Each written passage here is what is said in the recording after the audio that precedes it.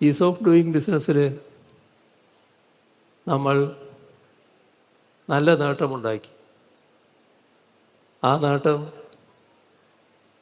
2021-26 ഭാഗമായി മാത്രമുണ്ടായ നേട്ടമല്ല.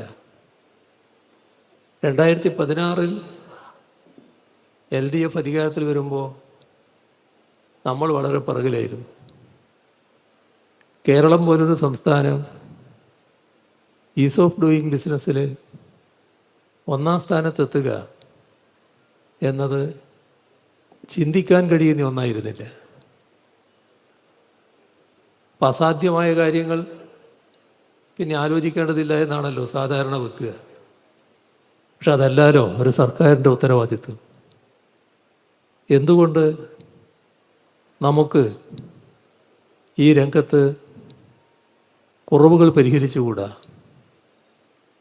എന്തുകൊണ്ട് നമുക്ക് 1-ാം സ്ഥാനത്ത് എത്തിക്കൂടാ? ആ പരിശോധന ആരംഭിച്ചു.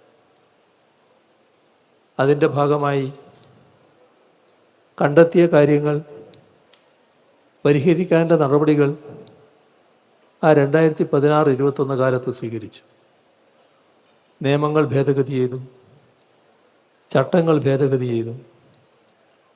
ഒരു വ്യവസായം ആരംഭിക്കുന്നതിന് എല്ലാ നടപടിക്രമങ്ങളും പൂർത്തിയാക്കി അപേക്ഷ കൊടുത്താൽ അനുമതി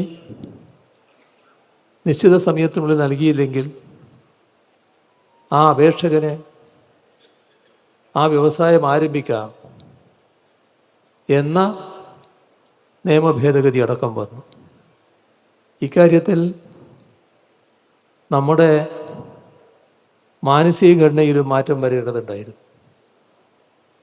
ഒരുപാട് മാറ്റങ്ങൾ അതിൻ്റെ ഭാഗമായി കൊണ്ടുവന്നു.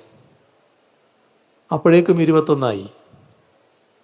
21-ലെ തെരഞ്ഞെടുപ്പിൽ LDF-ന് തുടർഭരണം ലഭിച്ചപ്പോൾ 21-ൽ എവിടെയാണോ അവസാനിച്ചത് അവിടുന്ന് തന്നെ മുന്നോട്ട് കൊണ്ടുപോകാൻ കഴിയും. അങ്ങനെയാണ് നമ്മുടെ രാജ്യത്തെ 1-ാം സ്ഥാനം നാം കരസ്ഥമാക്കുന്നത്.